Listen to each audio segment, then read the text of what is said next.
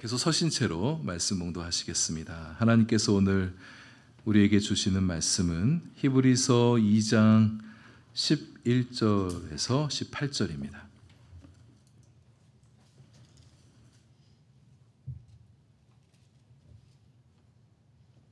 히브리서 2장 11절에서 18절까지의 말씀, 저와 여러분 한 절씩 교독하겠습니다.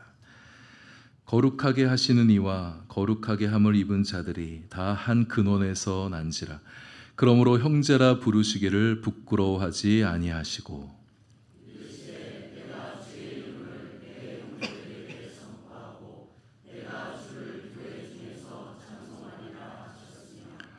또 다시 내가 그를 의지하리라 하시고 또 다시 볼지어다 나와 및 하나님께서 내게 주신 자녀라 하셨으니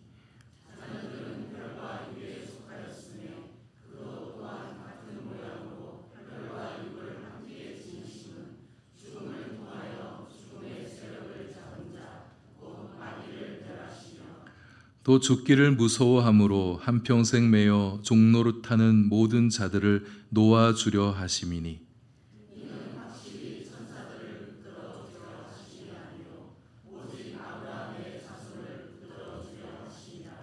그러므로 그가 범사에 형제들과 같이 되심이 마땅하도다. 이는 하나님의 일에 자비하고 신실한 대제사장이 되어 백성의 죄를 속량하려 하심이라. 그가 시험을 받아 고난을 당하셨은즉 시험 받는 자들을 능히 도우실 수 있느니라. 아멘. 기도하겠습니다. 하나님, 이제 주님 말씀에 우리의 귀를 기울입니다.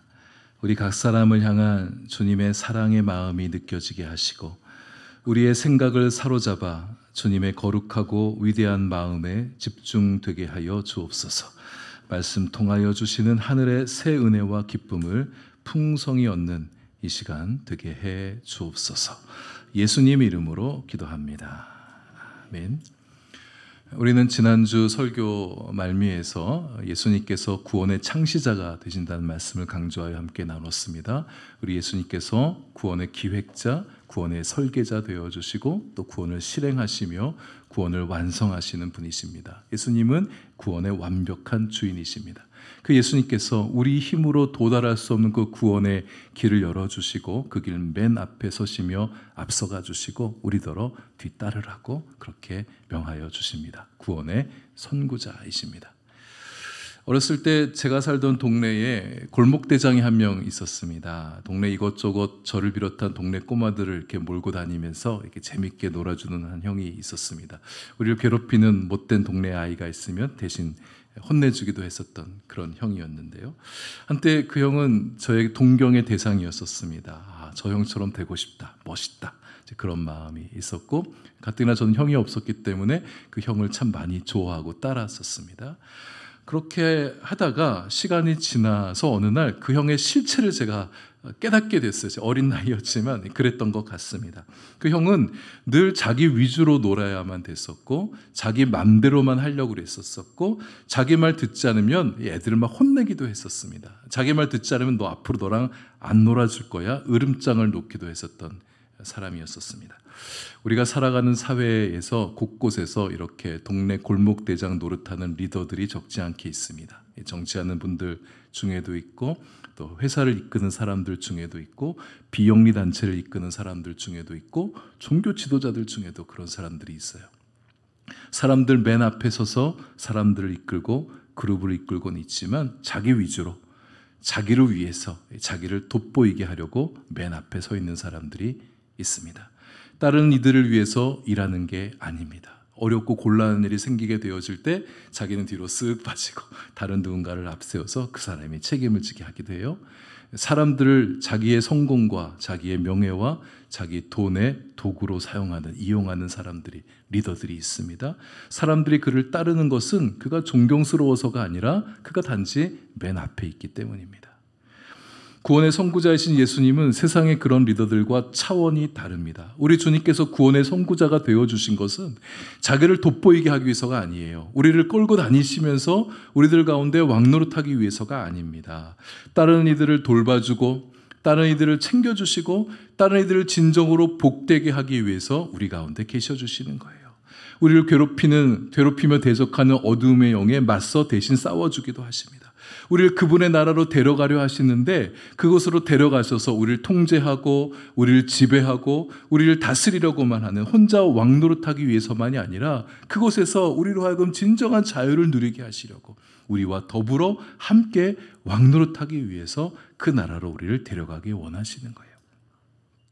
우리가 주님을 따르는 것은 주님께서 우리에게 구원을 가져다 주는 분이시기 때문에 또 장차 올 세상에 들어가게 해주신 분이시기 때문에만 그렇게 따르는 게 아닙니다. 우리가 그분을 사랑하기 때문에, 그분을 존경하기 때문에, 그분을 좋아하기 때문에 주님을 따르는 것이죠. 오늘 본문은 구원의 선구자이신 주님께서 구원의 길을 따르고 있는 우리들을 위해서 어떤 일들을 행하시는가를 여러 말씀을 통해서 들려주고 있는데요. 오늘 말씀을 듣고 우리가 주님을 따르는 이유가 좀 달라졌으면 좋겠습니다. 주님을 따르는 우리의 이유가 좀 새로워지셨으면 좋겠어요. 혹은 더 깊어지실 수 있으면 좋겠습니다. 그가 구원의 길 맨 앞에 서 있기 때문에 그냥 따르는 게 아니라 예수님을 사랑해서 따르고 예수님을 좋아하기 때문에 따르고 예수님께서 이렇게나 우리를 위해서 일해 주시는구나, 우리를 위해 주신 그 주님의 사랑에 감격스러워서 나도 그렇다면 주님을 위해서 일해야지, 주님을 섬겨야지, 그런 헌신의 마음으로 주님의 뒤를 따르기로 마음을 품는 우리가 될 수 있으면 좋겠습니다. 예수님께서 우리를 위해서 무엇을 행하시는가 한 세 가지를 나눠보려고 합니다. 첫째, 예수님은 우리를 그분의 형제라 부르기를 부끄러워하지 않으십니다.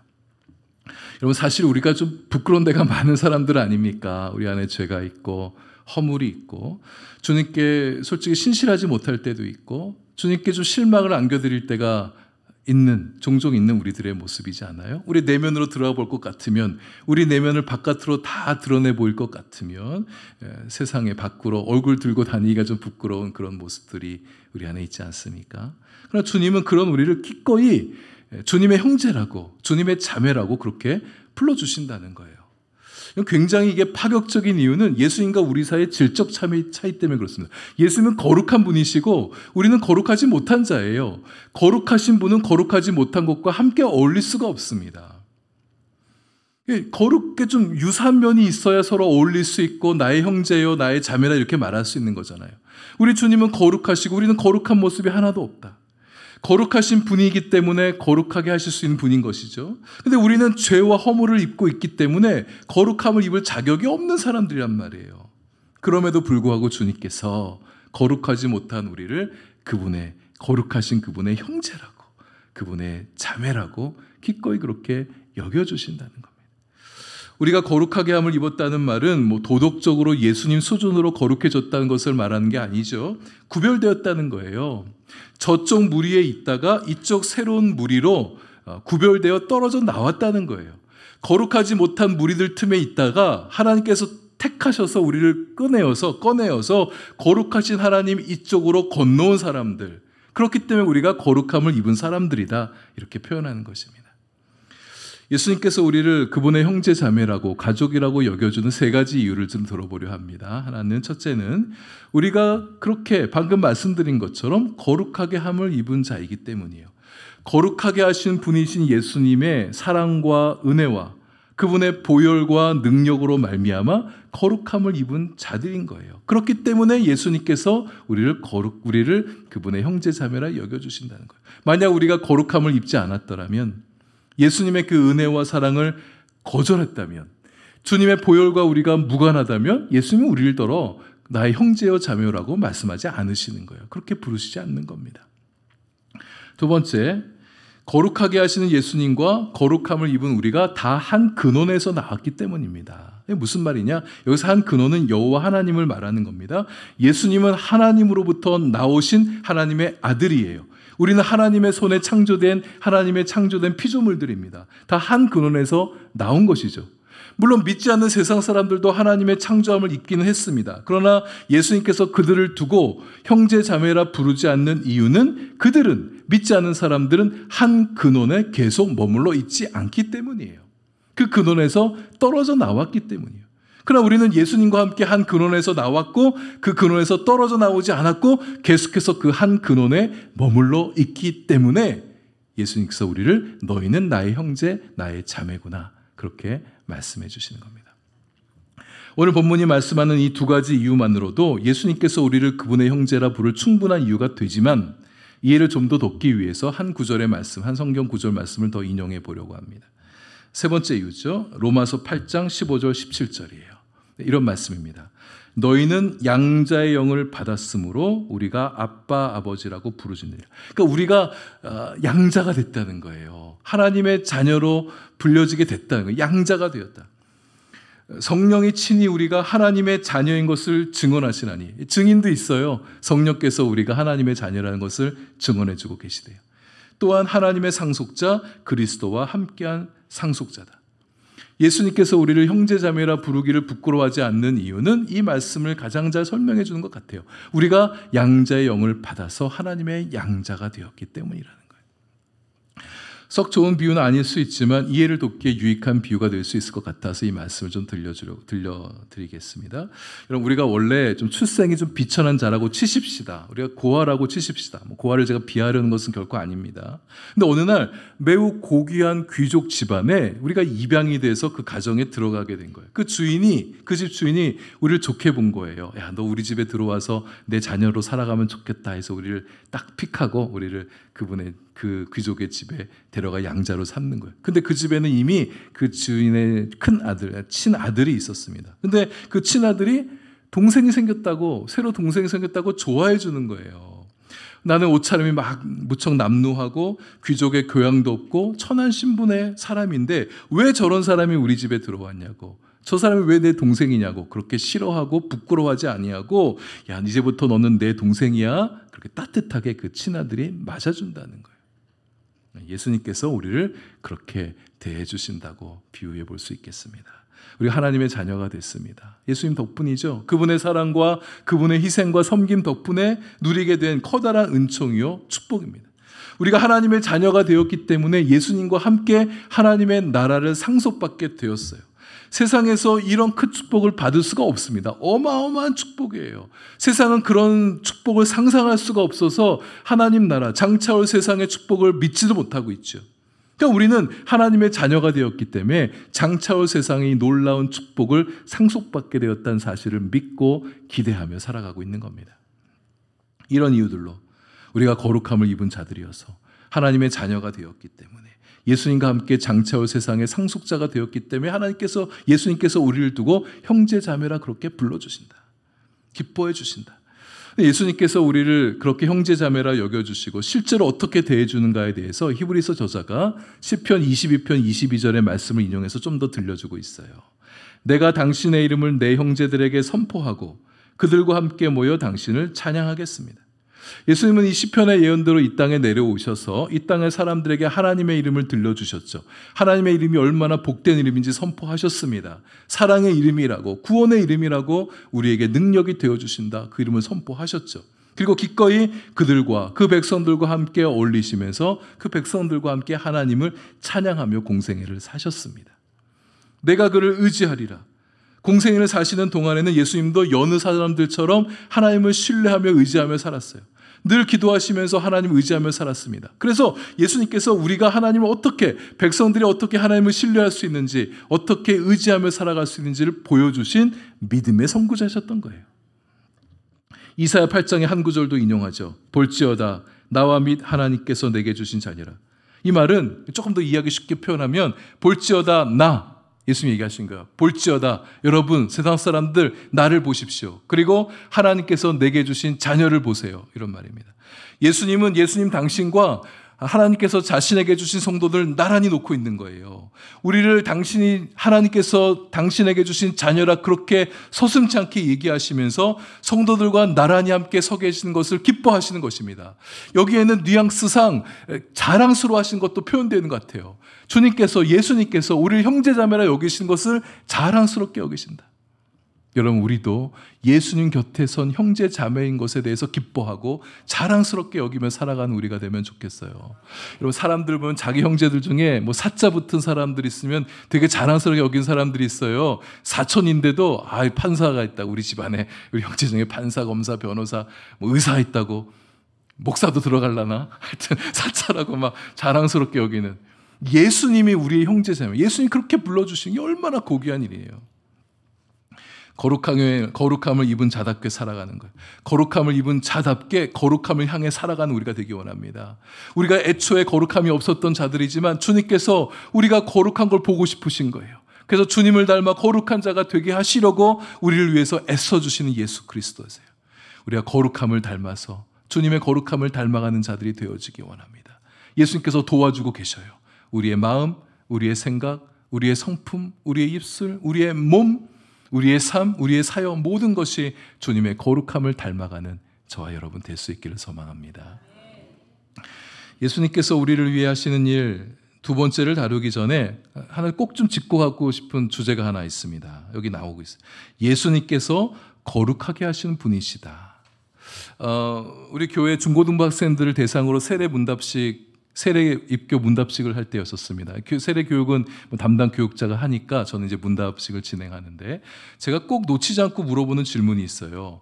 세례 교육 받으면서 뭐가 가장 기억에 남느냐? 너의 마음에, 너의 심장에 박혀 있는 중요한 진리와 생명이 뭐냐? 그거 묻는 거예요. 그렇게 물을 때 예수님과 관련된 대답을 하는 친구가 있으면 오케이 패스하면서 이제 이 세례 문답식의 핵심적인 질문인 예수님의 십자가 부활로 넘어갑니다. 근데 가장 인상적인 게 뭔가에 대한 질문에 예수님에 대한 얘기를 하지 않는 친구가 있다면 제가 꼭 이걸 좀 질문을 해요. 다시 질문을 하는 거예요.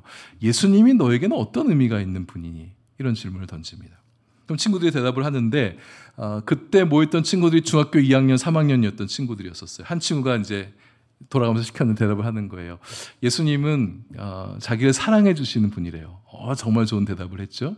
그 다음 친구에게 너에게 예수님이 어떤 분이냐 그랬더니 대답을 못하고 가만히 이렇게 있다가 사춘기 친구들이잖아요. 그랬다가 나를 사랑해 주시는 분이요 뭐 이렇게 얘기하는 거예요. 그 다음에 좋아. 그 다음 너는 뭐라고 생각하니? 그랬더니 사랑해 주신 분이요 이렇게 얘기합니다. 똑같은 대답을. 그랬더니 한쪽에 있던 친구가 자기는 똑같은 대답하기 싫어서 그랬는지 예수님은 내 기도를 들어주신 분입니다. 뭐 나와 함께 해주는 분이요 이렇게 대답하는 친구들도 있는데 근데 제가 세례 문답식을 중고등부 학생들 대상으로 해볼 때 많은 친구들의 거의 70-80%의 대답은 예수님이 자기를 사랑해 주신다는 거예요. 사실 놀라운 답변이긴 해요. 그렇죠? 예수님이 날 사랑해 주신다. 이보다 좋은 진리와 생명의 말씀이 어디 있습니까?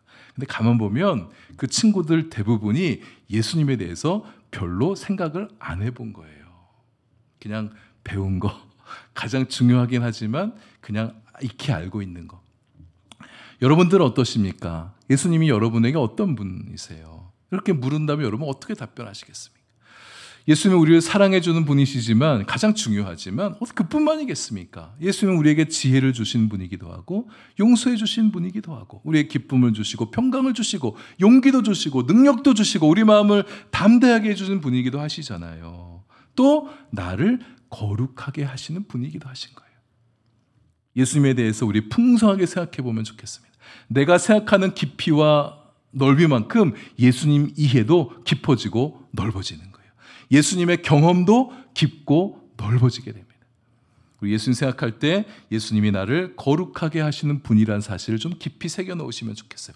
그래서 사랑받는 것과 더불어서 용서받는 것과 더불어서 주님의 기쁨과 지혜와 평강과 능력을 누리는 것과 더불어서 예수님처럼 거룩해져가는 내가 되기를 소망하는 거예요. 내 생각이, 내 마음 씀씀이가, 내 삶의 모습들이, 내가 하는 모든 일들이 주님의 거룩함을 닮아가는 우리가 될 수 있기를 소망합니다. 거룩함을 닮아가시고 그 거룩함을 누리시길 바랍니다. 주님의 거룩함을 많이 닮아갈수록 우리는 예수 그리스도의 거룩의 풍성함을 누리며 향유하며 살게 될 것입니다. 두 번째, 예수님께서는 우리를 놓아주는 일을 하십니다. 놓아준다는 것은 어딘가 붙잡혀 있다는 것을 전제하는 거잖아요. 우리가 노임받기 전에는 무엇인가에 묶여 있었다, 무엇인가에 매여 있었다는 것을 말합니다. 14절 15절이 말씀하죠. 마귀와 죽음에게 매여 종노릇하고 있었던 우리를 주님께서 놓아주신다. 여러분, 마귀가 가진 가장 강력한 권세가 사망의 권세입니다. 마귀는 죽음을 창조할 수 없어요. 사람의 생명을 자기 마음대로 끊을 수 있는 능력이 마귀에게 있지는 않습니다. 사람의 생명은 하나님 소관이죠. 하나님께 달린 일이죠. 그러나 죄를 가지고 인간을 유혹해서 넘어뜨려 본 경험이 있는 마귀가 성공해본 경험 있는 마귀가 죄를 가지고 계속해서 인간을 유혹하고 미혹하고 흔들고 괴롭히고 속박하려 합니다. 죄의 결과는 죄의 삭은 사망이라고 말씀하잖아요. 죄의 결과는 죽음입니다. 죽음을 무기 삼아서 사람들을 두려움과 공포와 절망 속에 가두어 둔다는 뜻이 사망의 권세를 가지고 있다는 의미입니다. 또 하나님께서 죽음 이후의 생명은 마귀에게 내어주셨죠. 그래서 마귀가 죽음의 세력을 가진 자다 이렇게 말할 수 있습니다. 마귀는 그렇게 죽음의 세력을 가지고 인간의 삶을 휘젓고 다닙니다. 죽기를 두려워하여 종노릇하는 세상 사람들의 모습을 한번 볼까요? 죽는 것이 두려워서 건강에 과도하게 집착하며 살아갑니다. 죽음을 생각하지 않으려고 장례식장에 가지 않는 사람들도 있어요. 죽음 이후에 대한 이야기를 꺼내면 불쾌합니다. 왜 내 앞에서 죽음에 대한 얘기를 하냐고. 죽음 이후에는 우리 성도들에겐 영원한 삶이 있다는 것을 우리가 알고 있잖아요. 그러나 그들에게 죽음은 존재의 소멸로 여깁니다. 죽고 나면 지옥불이 기다리고 있는데 그들은 죽음을 그저 존재의 소멸로 여겨요. 그렇기 때문에 죽음을 생각하면 불안해하고 우울한 기분에 사로잡히는 거예요. 그래서 죽음 생각하기 싫어하는 겁니다. 반면 어차피 죽을 인생, 죽을 생명, 허무한 인생이라고 여기면서 하나님께서 주신 이 귀한 인생의 시간들을 허비하며 보내는 사람들이 있어요. 우리 인생의 소명은 하나님의 영광을 위해 살아가는 거잖아요. 하나님과 교제하고 하나님과 사귀며 살아가는 게 우리의 삶의 부르심이잖아요. 근데 세상 사람들은 쾌락을 추구하고 그저 자기의 만족을 즐기며 살아가는데 인생의 시간을 허비하는 사람들이 있습니다. 또는 죽음을 미워하거나 극단적인 선택을 내리는 것도 사실상 죽음에 매여 종노릇하는 양상들인 것이죠. 예수님께서 이 땅에 내려오신 이유는 이렇게 죽음의 세력을 가진 마귀를 멸하셔서 마귀에게 매여 있는 모든 자들을 종노릇하면서 벗어나게 하기 위해서, 해방시켜주기 위해서 오신 것이에요. 죽음에 종노릇하지 않고 죽음 두려워하지 않는 백성들로 살아갈 수 있도록 마귀가 아닌 인생의 참 주인이신 우리 주님을 섬기며 살아가는 자가 되어서 참된 자유와 기쁨과 만족을 누리며 살아가는 사람들이 되게 하시려고 이 땅에 내려오신 것입니다. 혈과 육을 가진 사람의 모양으로 나타나신 이유는 혈과 육을 가진 자라 죽을 수 있으니까요. 여러분, 우리 혈과 육이 있으니까 죽는 거잖아요. 하나님으로서 예수님은 죽을 수가 없잖아요. 사람이 되신 궁극적인 이유를 말하자면 죽기 위해서 오신 거예요. 예수님께서 사람의 근원적이고 궁극적인 문제인 죽음을 해결하기 위해서 당신의 죽으심으로 인간의 이 죽음의 문제를 해결하려 하셨다. 이게 무슨 말입니까? 죽음으로 죽음의 문제를 해결하다니. 여기 좀 잘 집중해서 들어주십시오. 조금 어려울 수 있습니다만 예수님은 인류의 모든 죄를 그 한 몸에 끌어안으시고 십자가에 달려 죽으셨죠. 그래서 주님의 죽으심을 두고 우리는 대속적 죽음이다 이렇게 말합니다. 예수님께서는 인류의 모든 죄를 그 한 몸에 끌어안고 죽으셨어요. 하나님께서 인간의 모든 죄를 예수 그리스도 그 한 몸에 전가시키셨습니다. 예수님께서 죄를 끌어안고 죽으셨기 때문에 뭐도 같이 끌어안고 죽은 것입니까? 죄의 삭은 죽음이라고 그랬잖아요. 죄의 결과는 죽음입니다. 예수님께서 죄를 끌어안고 죽으셨기 때문에 죄의 삭신 죽음마저도 끌어안고 죽으신 거예요. 따라서 죽음에 대해서도 죽으신 것입니다. 예수님께서 그렇게 인류의 모든 죄와 죽음을 끌어안고 대신 죽으셨기 때문에 마귀는 말하자면 그가 가진 죽음의 통치권을 다 써버린 거예요. 죽음 갖고 사람을 괴롭혀 왔는데, 죽음 갖고 사람들에게 장난질했는데 예수님께서 죽음마저 끌어안고 죽으셨으니까 자신은 죽음을 다룰 권한이 없어지게 된 거예요. 죽으시고 부활하심으로 말미암아 인류의 생명을 죽음에서 끝나게 하지 않으시고 영원한 생명으로 이어가실 수 있게 하셨기 때문에 마귀는 죽음으로 더 이상 사람을 통제하지 못하는 것입니다. 예수님의 죽으심과 부활 앞에서 마귀가 가진 죽음의 권세는 사실상 소멸되어 버린 거예요. 죽음의 권세를 잃어버린 마귀는 인간을 지배할 힘을 사실상 다 잃어버린 것입니다. 죽음의 권세가 사라져 버렸으니 더 이상 사람은 마귀에게 종노릇하지 않을 수 있게 된 거죠.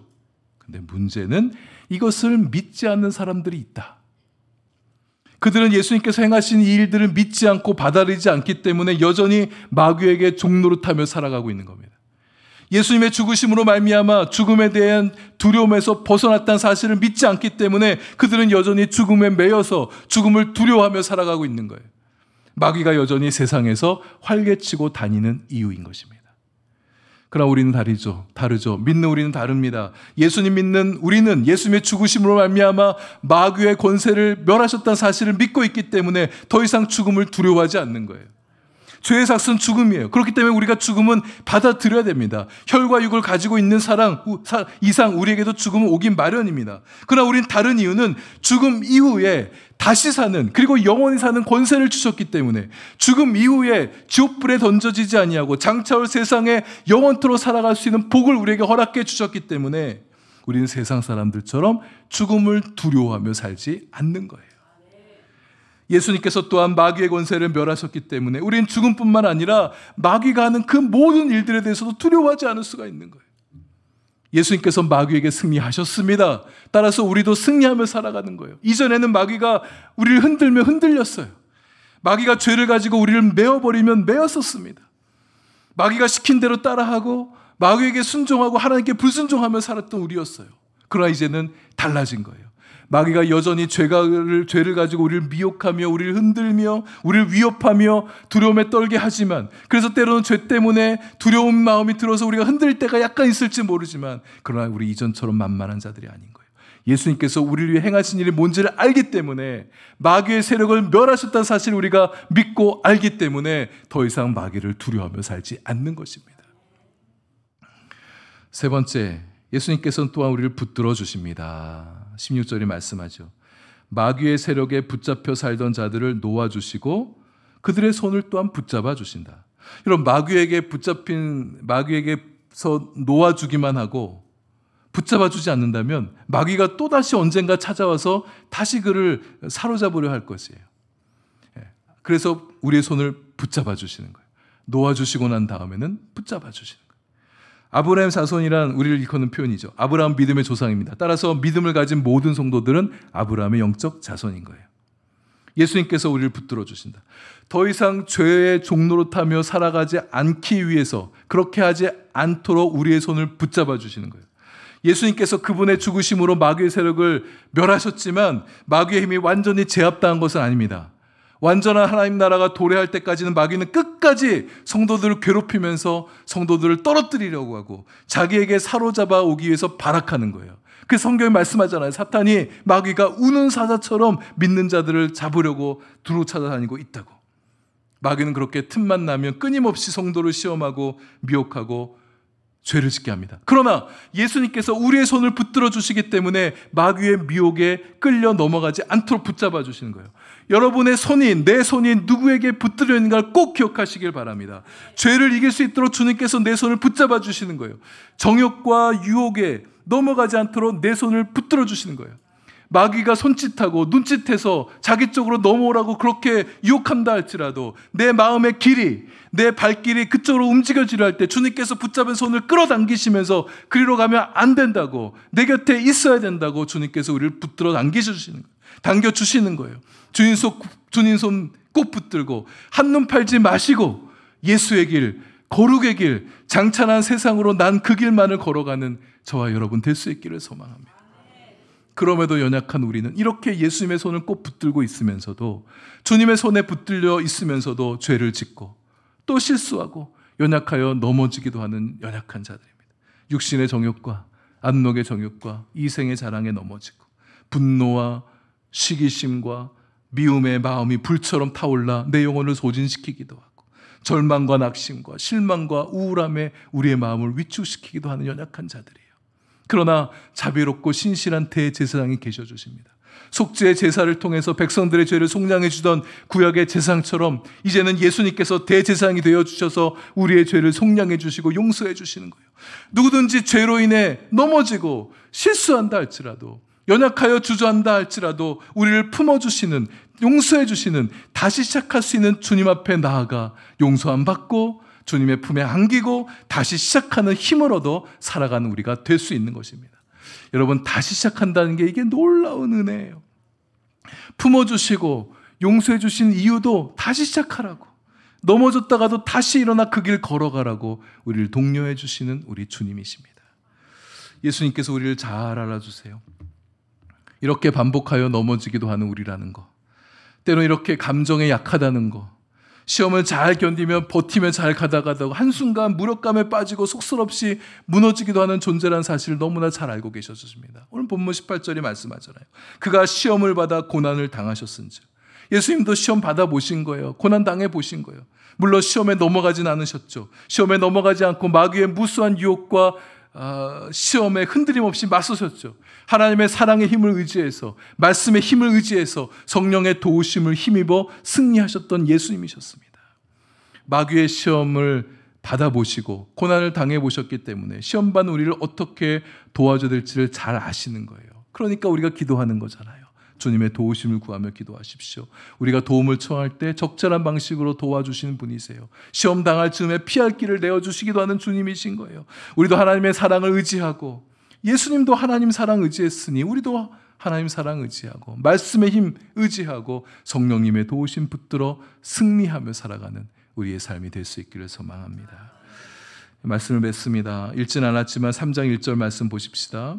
그러므로 예수를 깊이 생각하라. 3장 1절은 다음 주 좀 더 자세히 묵상할 텐데요. 오늘 결론 말씀만 생각하십시다. 그러므로 쭉 내려가서 예수를 깊이 생각하라. 마귀를 멸하사 내가 더 이상 마귀에게 종노릇하지 않게 하신 예수님이세요. 예수님이 나에게 하신 일이에요. 마귀에게 끌려다니지 말라고 내 손 꼭 붙들어주고 계신 주님이세요. 죽음 두려워하지 말라고 담대하게 생명 누리며 살아가라고 우리를 도와주신 예수님이십니다. 내가 시험받고 유혹받을 때 그 시험 유혹 능히 이길 수 있도록 도와주시는 예수님이세요. 우리를 내 형제 내 자매라 여기시면서 나를 부끄러워하지 아니하시고 나를 거룩하게 하기를 원하시는 예수님이십니다. 구원의 선구자이신 예수님. 우리도 예수님의 뒤를 따라서 그 길을 걸어가십시다. 주님의 손 꼭 붙들고 오늘도 내일도 앞으로도 그 손 놓지 마시고 주님의 뒤를 따라가는 우리가 되기를 원합니다. 우리를 위해 이런 일들을 행해 주신 예수님을 깊이 생각하는 거예요. 깊이 생각하는 사람은 강합니다. 예수님 바라보며 나를 그 나라로 부르고 계시는 그 부르심의 길, 예수의 길, 한 길로만, 거룩의 길, 그 길로만 나아가는 여러분과 제가 될 수 있기를 소망합니다.